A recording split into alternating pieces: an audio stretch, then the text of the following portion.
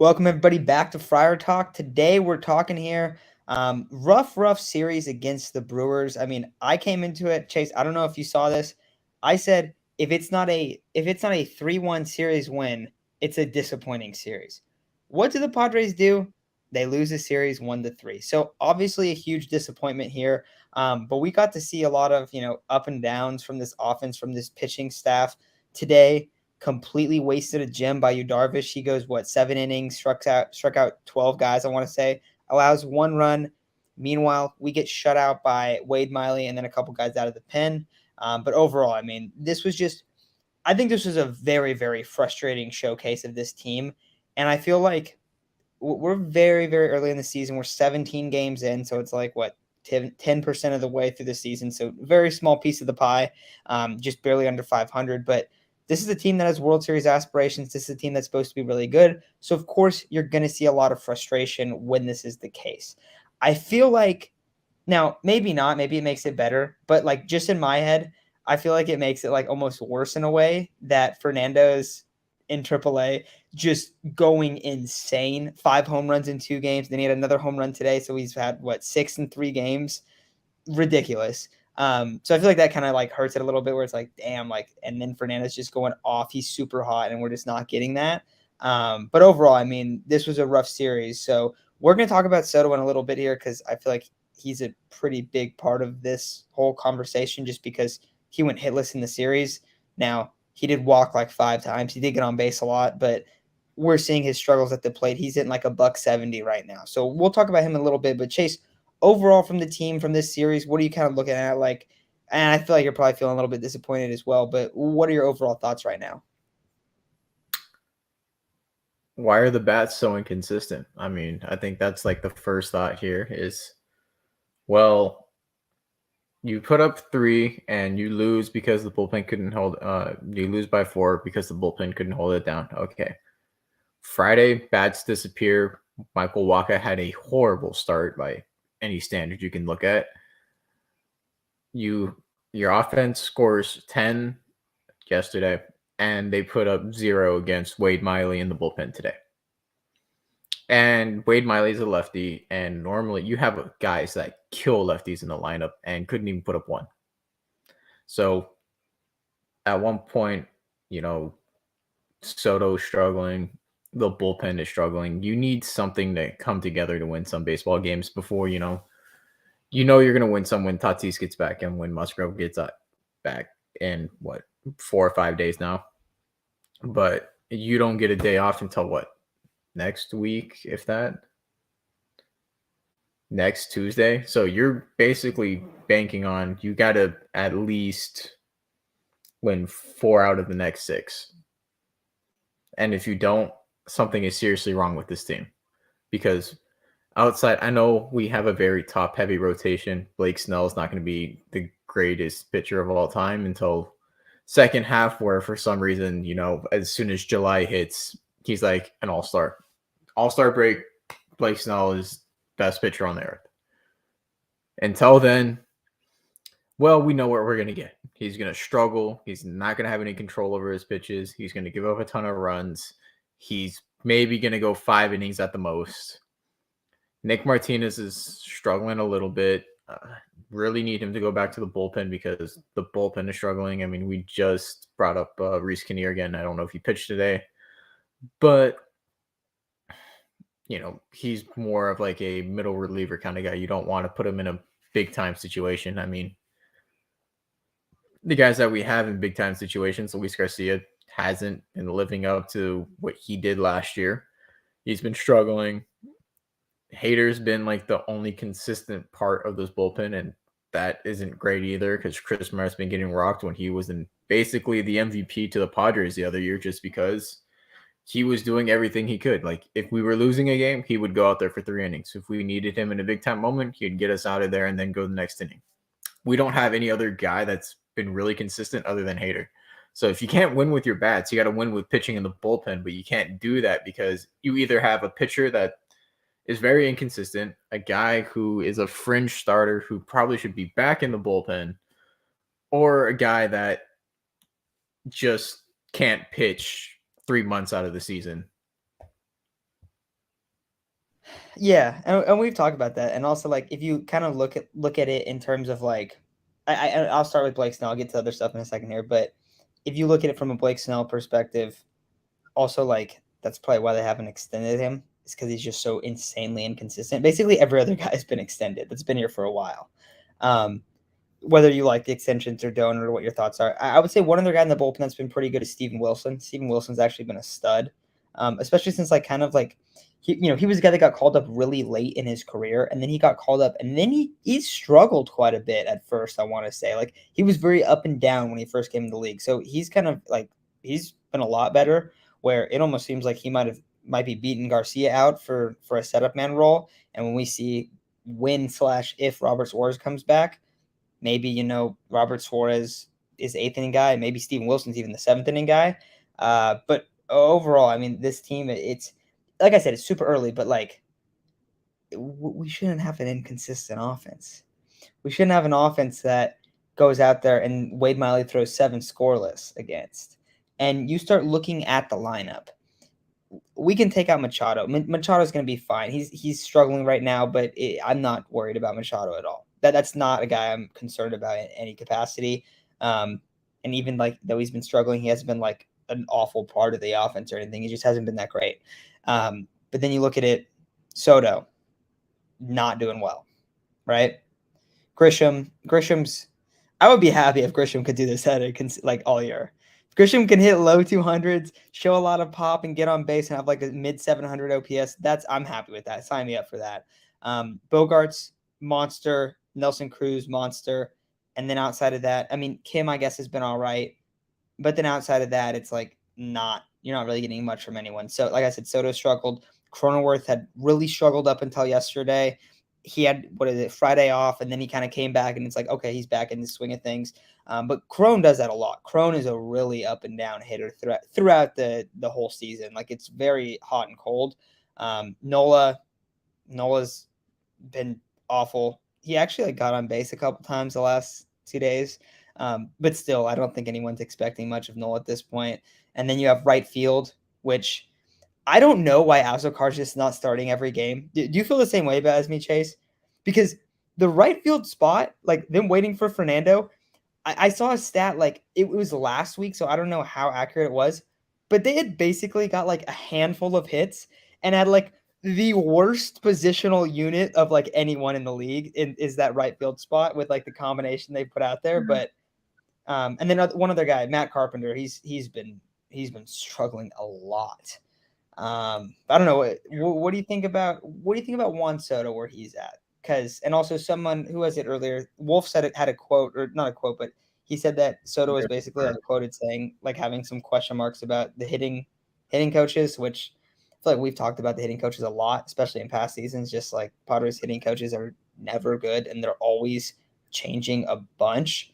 But what's your thoughts with Soto and kind of the struggles and looking into the hitting coaches as well? Or just hitting coach staff? I mean, I don't know how many times we have to keep saying it. You need more hitting coaches. You can't rely on one, maybe 2 guys. Every great team out there that has revitalized hitters' careers, they have like 6 or 7 guys. They're very analytical. They know what they're looking for. They know what they're going to do. And plus, they've been there a couple years to know around the guys. The Padres, okay, well, obviously, this hitting coach didn't work. We're going to fire him and only hire another one. Fire him again in the offseason because obviously it didn't work. We hire a new guy. And that's how it's been for like the past 5 years. We've never had a consistent hitting coach. He's never had any assistants to help, the 13 guys that are going to be hitting. You can't analyze 13 different swings over the majority of the season by yourself. You need help.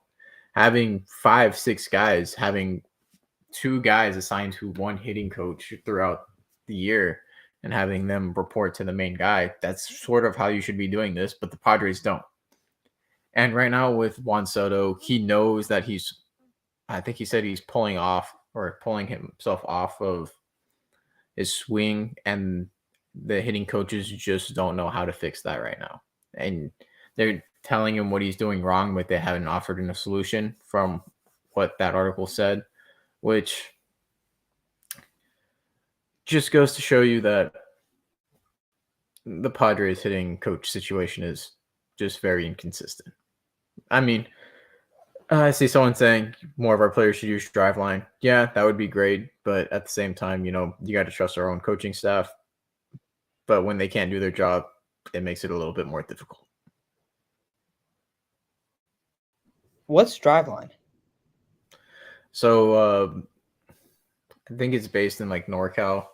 Driveline is like a training facility that uses a bunch of like statistics and or analytics and like a lot of biomechanical things to either one, increase power, increase velocity. They look at how you create spin on a ball, what pitches best suit you. So they like revamp like pitchers' careers. A lot of pitchers that have gone to Driveline have gone on to increase their velocity, increase their stuff. I mean, it's good. They do wonders. There also has been like some injuries linked to your Driveline, so I know it's not always the most popular thing to do. Gotcha. I just hadn't heard of that. And you're talking about the hitting coaches. Another thing with this, they actually have two hitting coaches right now, except not really two hitting coaches. They have two assistant hitting coaches and no one true hitting coach. They have a pitching coach in Ruben Niebla. They have, let's look at the staff. They have a bullpen. That's a bullpen catcher. They have a catching coach. I want to see if they have any other pitching coaches besides Niebla. Oh, they have Ben Fritz, the bullpen coach. They have like other assistants and stuff, but they don't have. I mean, it's true. Like they don't have that many assistant coaches that are like super notable. It is a weird thing too, and it's like this. It's interesting because like we've talked about this with the Padres the last two seasons that their hitting is super up and down game to game. Like this is a prime example of what I feel like anyone that's been watching the last 2-3 years of like this kind of core has seen. They will go and have a game. What did they score yesterday? 10 runs, right? It was 10 runs, right? Yeah, 10 runs. They go from 10 runs to no runs. Their offense is crazy sporadic. Dude, this is what we'd see all the time last year. The offense seemed to break out. And then they would go crazy one game. They'd have 20 hits. They'd put up 12 runs, something like that. And then, boom, next series, they'd be quiet. They'd score 4 combined runs. And we'd be like, what is going on? There's no consistency. So it's the same thing that we've kind of been talking about. And I feel like kind of discussing how the Padres function with their hitting coaches. Juan Soto bringing up that it's an issue. That seems like an issue to me. If he's getting quoted or talked about in Sports Illustrated articles about, I don't want to say he's like blasting the hitting coaches or anything like that. It's definitely not like that. But he's still discussing like there's issues there. So that's ultra concerning. Now, I did see a bunch of comments about some people saying to fire, not fire, but like some people saying Bob Melvin could be fired, could be on the hot seat, stuff like that. What do you think about that, Chase? Do you think there's any chance that could actually be the case? Yeah, no. I mean, Bomel took us to the NLCS. When was the last time the Padres were in the NLCS, guys? And he did it without Nando. He did it with only 3 true starters because you couldn't rely on Clevenger.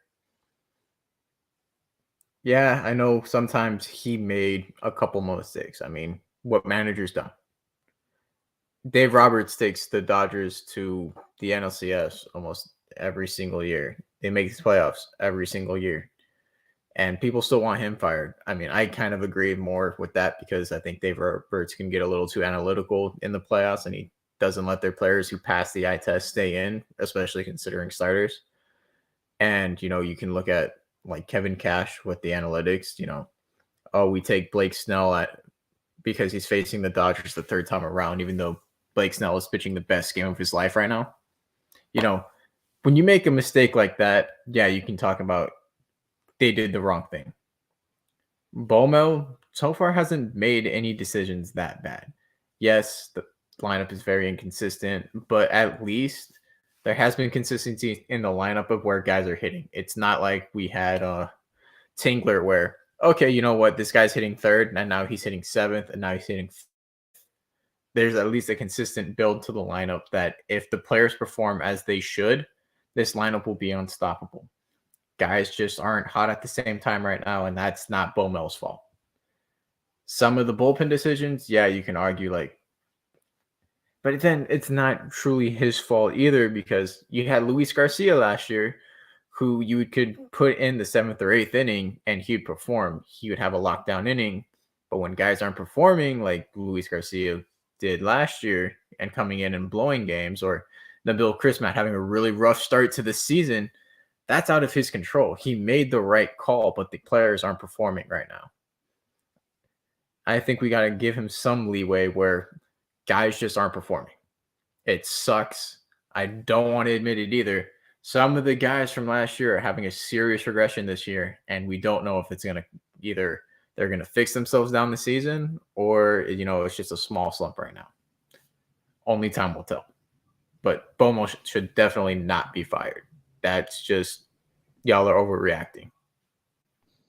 I agree. I think so too. And I don't think there's any chance that happens now or anytime soon, or there's any like real conversations inside the building about that. I'll say I'm not like, I'll be honest, I'm not super concerned about the Padres struggling. I just am trying to figure out why this is always the issue. Because I feel like we've criticized a lot of guys on the team and the organization and stuff like that. We've definitely ripped Preller a lot. I would still probably credit Seidler more with building the Padres how they are than Preller necessarily. But I think Preller's done some good. I think he's done some bad. I think the Padres organization does some things really well. I think they have other issues that, like, for instance, developing players. They cannot develop players. Having consistent hitting coaches, having one guy like stay for like 2 years, and definitely not the pitching side though. It's weird. Like, they seem to do really well, and that's to their ballpark. Maybe that's something like that. I don't know, but that's something that's been consistent throughout all of our lives. Basically, you take out the 2020 season, every single time the Padres have had an offense, it's probably been below average for the course of the season. Is that not true, Chase? Has there been one season that we've ever watched in our lives besides the COVID year where they've had an offense that graded out as above average? Because I don't think it did last year. And there's no way that it did in 2021 after that fall off. That 2021 fall off was historic, to say the least. I don't think a team has struggled as much as the Padres did in 2021 in the second half. That was an abysmal collapse. Last year, you could maybe argue it, but even then, it was mainly Manny Machado. You'd have like Kim get hot for a couple games. You'd have Grish get hot for a week and then disappear for a month and a half. Cronenworth had us. I think I'm dead. Wait, am I? Hello. I don't know. You're kind of up and down right there for a second. Wait, are you back? Okay, I disappeared for a second. I'm not. I got the circles. I'm back. Okay, Like I was saying, like Manny Machado was like the only consistent player last year. Will Myers would have his hot streaks. Grisham would have his hot streaks, but Grisham would disappear for months at a time. Cronenworth had a down year. God forbid Eric Hosmer. Nola was down. I mean, you could not. Yeah, no, you can't say last year's offense was above average. They would have their series where they would go off. But outside of that, there were games where they would disappear for games at a time. And a lot of times we were talking about this. It doesn't necessarily feel like this anymore just because the lineup is on paper a lot more deep. But it was like, all right, is Manny Machado going to drive in some guys? No? Well, the offense isn't going to show up. Sorry, guys. And it was like literally on Manny every single game to kind of ball out. I feel like this is a good one. Kind of backing up where I said I'm not super concerned. Cardinals are 7-9. Phillies are 6-10. Now, we'll say the Phillies actually have some issues. The Phillies are not. I don't know if they're still like the same caliber team that they were last year. Now, when Harper comes back, if their pitching can get a little bit healthy, huh? So they legit don't have starters. We have starters. Yeah, that's the biggest issue. Bullpen is holding us back. Yeah. So I don't know. So I don't know if the Phillies. I mean, they're a winning team, but like that's more like injury related. I would say with them, the Cardinals 7-9. That's a good example. Then we'll see. I don't know, Isaac. If we're kind of all a little bit lower on the Cardinals than like consensus MLB fans, I would say, just because they usually just beat up on easy opponents all the time. They don't really have that. But a couple good questions here. Okay. This one from JDS. If the team goes below 500 for the season, should Bomel and Tingler, AJ Tingler, Preller stay? I think one would be fired because that would be one of the biggest disappointments in like a long time for baseball. Like, I don't know if they would do both. They could. They easily could, but I think it would be one. What do you think? I think it would depend on what Preller did at the deadline if he stayed, because if Preller tried to fix the situation with a very short term thing, like we have known, Preller will burn the farm to get what he wants in order to think whatever he wants to win. Has it worked all the time? Absolutely not. There have been some trades where we look back and we're like, that burned us a lot. We could have really used those players because they turned into something special. And at the same time, Preller does find talent way better than other GMs. The guy has an eye for talent like no other. However, AJ Preller also has not developed a system for the Padres which can develop that talent into the MLB, a smooth transition. The only guy we can say that has truly transitioned into the MLB to be a solid player is Tatis. And even then, Tatis is just supernatural in other ways that he probably would have turned out the same for any other team just because he's that damn talented. Outside of that, you have Cronenworth, who basically got traded to the Padres, and then Eric Hosmer got hurt, and he started right away because he was the next guy up. Didn't develop him. Maybe Ozokar. You could say We don't Kim even in know a about way. but even then, Kim was It's different. It's not the same thing. It's not like he went up your farm system. like their next best shot is Campusano, which it looked like he was going to get the starting until he jammed his finger on a warm-up pitch. So don't know what's going to happen with him.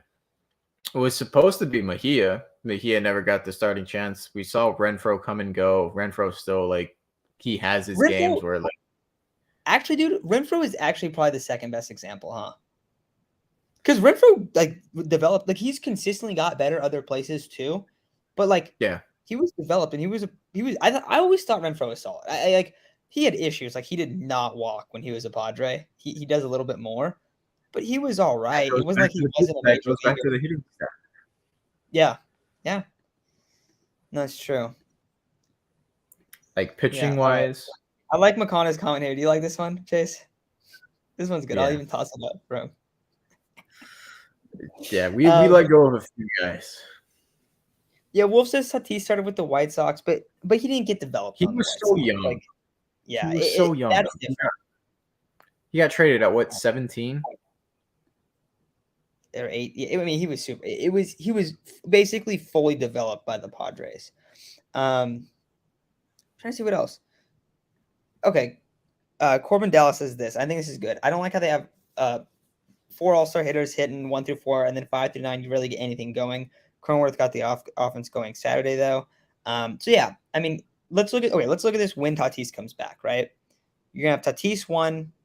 Seems like Machado 2, Soto 3, Bogarts 4, probably Nelson Cruz. Right, is Nelson Cruz 5?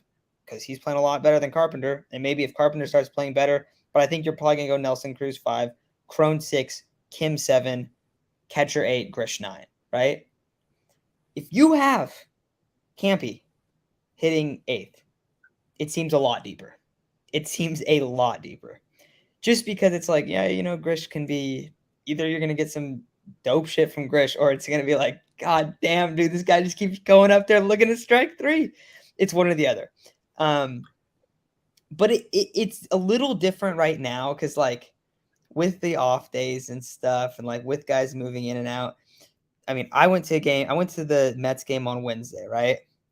And the bottom 3 of the order was Nola at 7. Oh fuck, dude! I gotta remember. I gotta look it up. It was really bad. The bottom 3 was like horrible.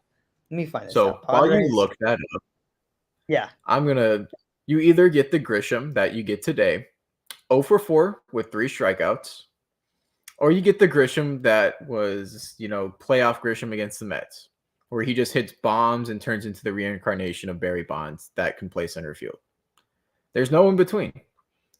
And the problem is the consistency between I'm going to hit a lot of home runs and actually slug to I'm going to disappear and strike out every single at bat is it either goes for like 2 weeks at a time or 2 months at a time. It's like there's not a lot of consistency with Grish.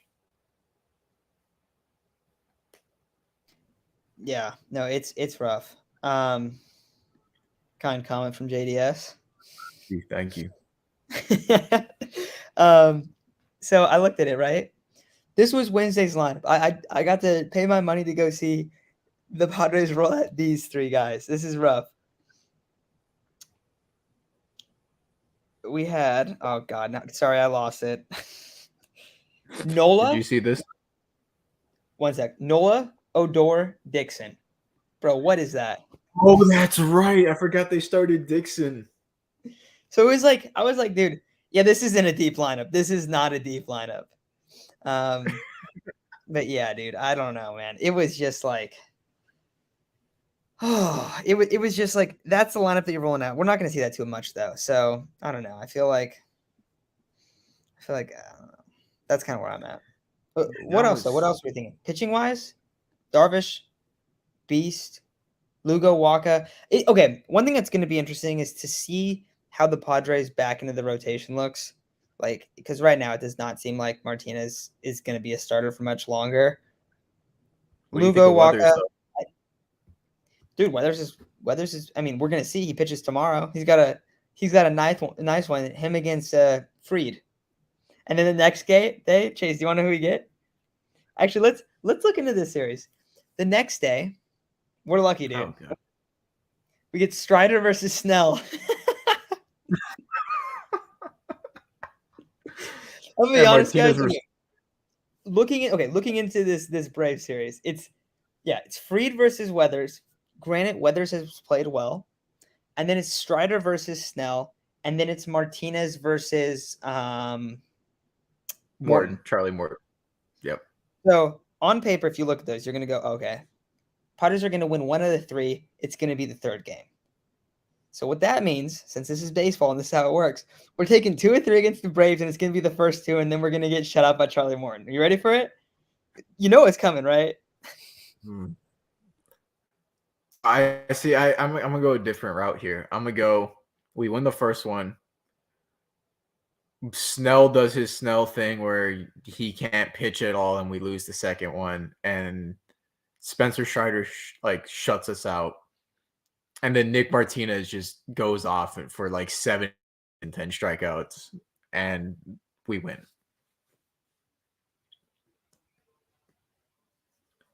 But I think it all depends on how Ryan Weathers pitches tomorrow. I'm kind of scared because he's done good so far.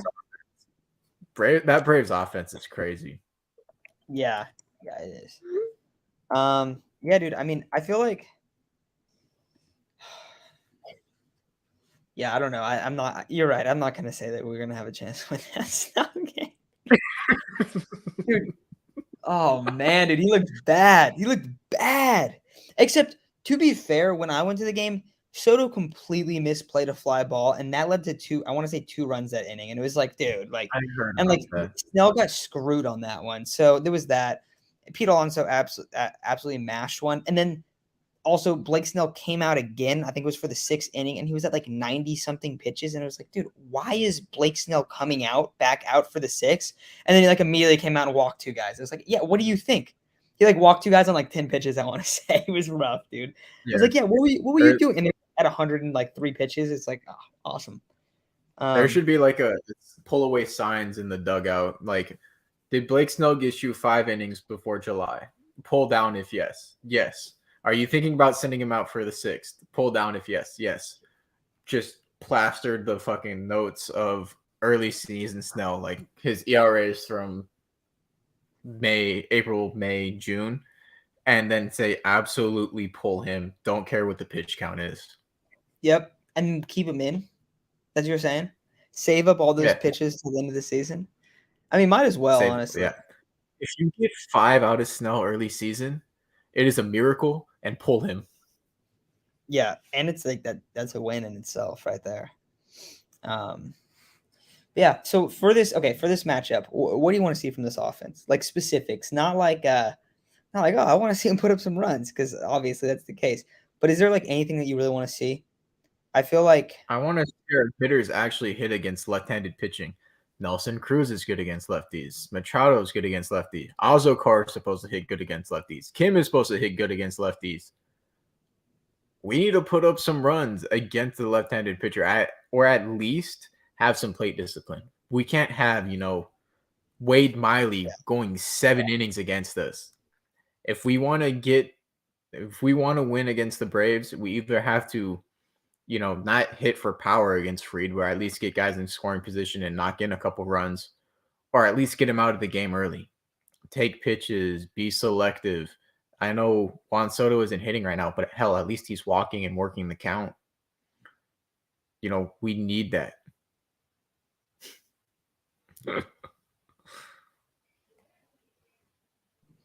I'm just laughing at some of these comments too. I'm laughing at what now. Yeah, it is true. Like hitting lefties is not the Padres' specialty. I mean, Wade Miley cooked this today. Also, shout out you, Chase. Chase, Wade Miley was your guy. Splits against lefties for some reason, but we can't hit against them to save our lives. Yeah, it'll be interesting to see what this series looks like. I think I feel like I don't know if this is gonna be a pretty series. I'll be honest. Like I'm not trying to be pessimistic, but that's just what I think. I still am not too concerned about the future of the season. I think this is easily a playoff team. Now I don't think that the division's gonna. It's just like clearly gonna be a winner. Obviously the Dodgers are there. And Diamondbacks. Chase, okay, what do you think about the Diamondbacks? Do you think they can make the playoffs? I bet they're over. Just gonna put that out there. I bet they're over because it was like 78 or something super low. They're nice, dude. They are really, really nice. I think we were always saying, the Diamondbacks could be just like a sneaky good team. Like they have some really interesting pieces that if those pieces come together, they're going to be a good team. And so far, they are putting up runs. Zach Gallen's doing his thing. They've had some really good pitching performances. They can be scary. I don't know how long it's going to last. They could do what was it, the 2021 Giants did, where on paper you're looking at it, you're like, yeah, they're not that good of a team. They're going to fall off eventually and just never fall off. So I think it's going to be all matter on whether or not their pitching can stay healthy, because I know sometimes they deal with a little bit of injuries. And, why do you still have Madison Bumgarner pitching? Send that dude to the bullpen. He's trash. He's cooked. His arm is gone. Stop sending him. Basically, Madison Bumgarner now is what Ryan Weathers was in 2021. You're just sending him out there to get innings and don't care how much he gets rocked. Yeah, I think another big factor, you didn't bring this up. I know you know it, but the speed, dude. Their speed kills. And we felt it when we were watching the Padres Diamondback series, but I'm actually excited. I changed a lot of my tickets because I got like a 20 game pack. I changed them all to like super late season to get that whole Diamondback series. So there's a Diamondback series like right at the end. It could be like a really, really important series. Crazy enough, this is bold, but it could be for the division. That would be kind of wild if it was us against the Diamondbacks, not the Dodgers. Now, I am not trying to discount the Dodgers, all right? I'm just saying that there's a possibility that happens, especially because Dodgers pitching is a little weaker than I feel like past seasons.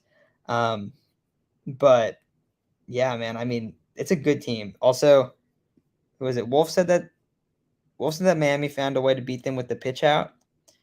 Do you think we could imply a pitch out, or do you think Nola's still not getting anyone out? See, here's the two problems. One, most of our pitchers have tremendous like the lift of the leg. Their wind up or their stretch, it is still super slow to get to the plate. Like Blake Snell, he has the high leg kick.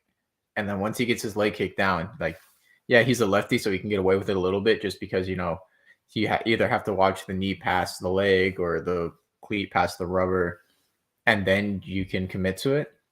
But at the same time, with some of these guys, are you really going to risk putting them behind in the count when Lugo and Martinez aren't especially known to be able to blow it past people? So there's that. It's going to depend. Is Nola behind the plate? If they implement a slide step, is Nola still going to be able to throw them out? Nola doesn't have the strongest of arms. I don't even know if. And then, you have the whole pick-off scenario where, yeah, I think you can do it if you try to pick him off twice and like, okay, well, this guy's obviously going to steal now because I can't pick him off because if I am not successful, he's just getting a second anyway. And if they get a little too big of a lead, yeah, you can pitch out. But I don't know. I don't think the pitch out helps Nola, and it helps Campy. But I just think with our pitchers and their leg kicks, they're so slow to the plate that the players already have a massive advantage anyway. No, it's definitely true. And like that's the thing. Also, like, dude, I think the solution for the runners issue is stop playing Austin Nola. Like seriously, like because that was one of the things that we were bringing up. Like, okay, well, Nola should still catch Darvish and Snell.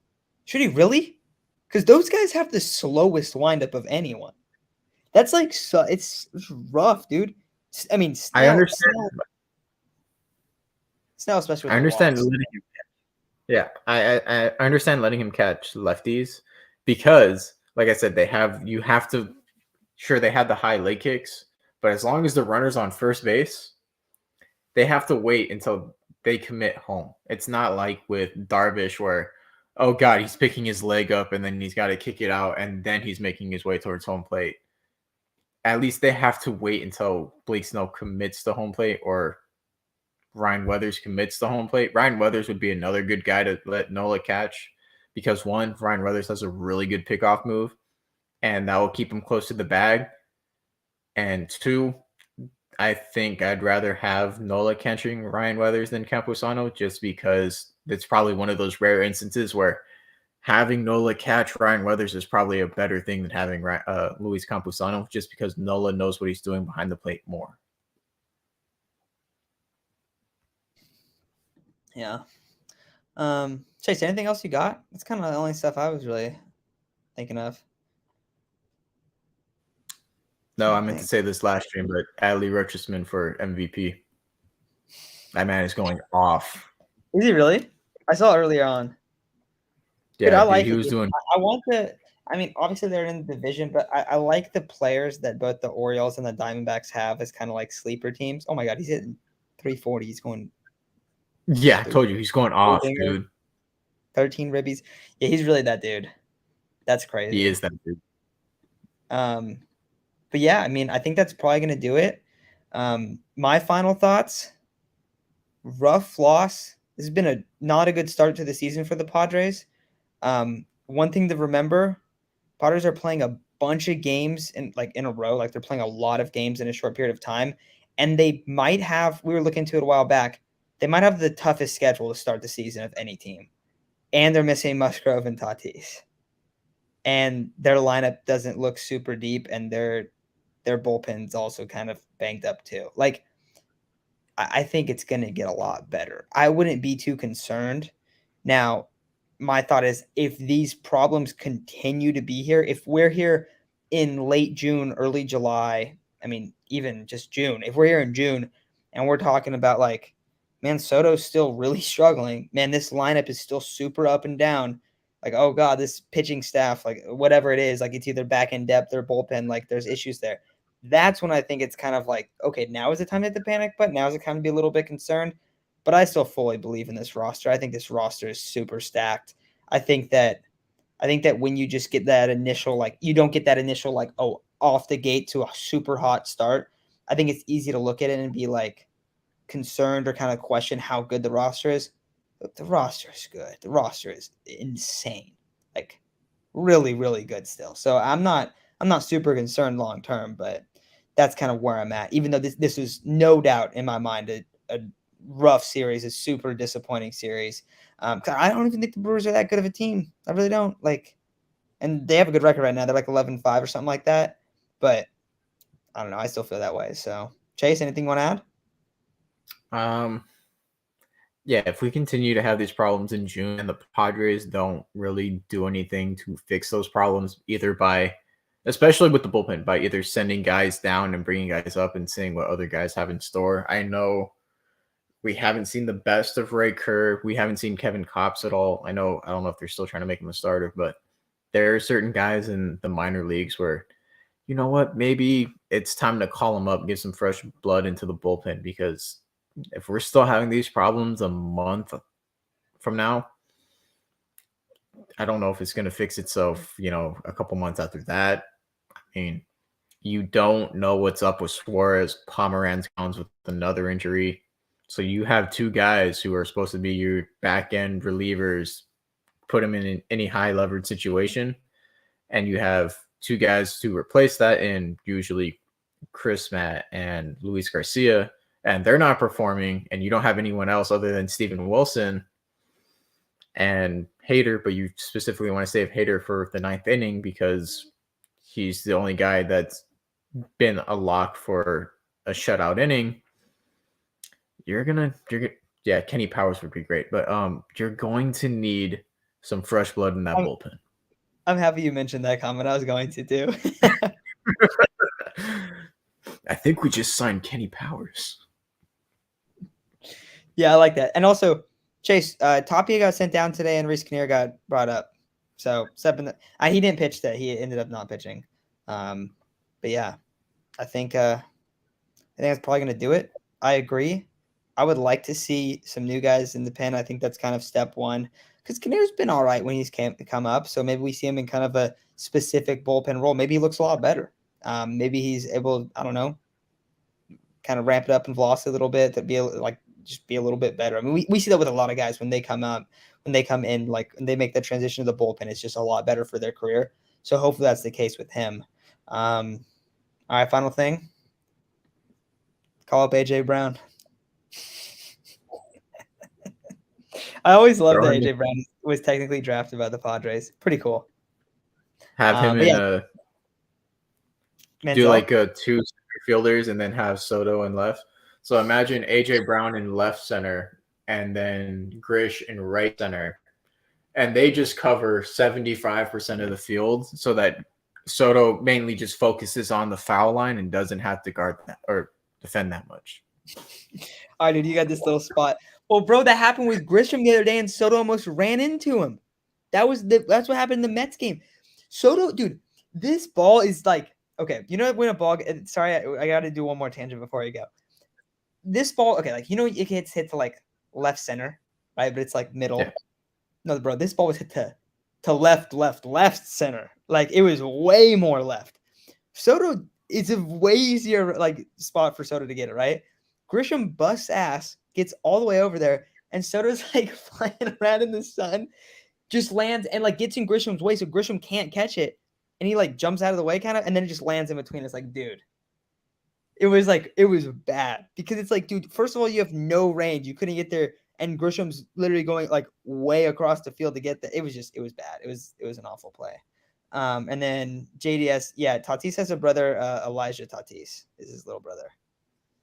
But he's not. He hasn't really found the same footing in the MLB or same success. And I think he is he older or younger? Younger. Did we sign him? I remember seeing articles thinking about signing him, but I don't think he did. He was on the White Sox too, I believe. I don't know. He has a career he has a career 140 average and like 300 OPS in rookie ball. So, and he's like really small too. But yeah. All right, guys. I don't think we're gonna have anything out tomorrow, but Tuesday we're definitely gonna get a video out. Not sure what the topic is. We'll have a video out, and then we'll be back on Wednesday too to stream. So that'll be fun as well.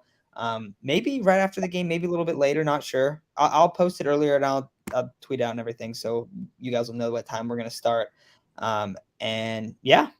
All right, guys. We'll talk to you soon, and hopefully Wednesday we're talking about a series win, not another conversation like this, because obviously the series wins are a lot more fun, especially when it's against another playoff team. So we'll be talking to you guys all then, but have a good night and go Padres.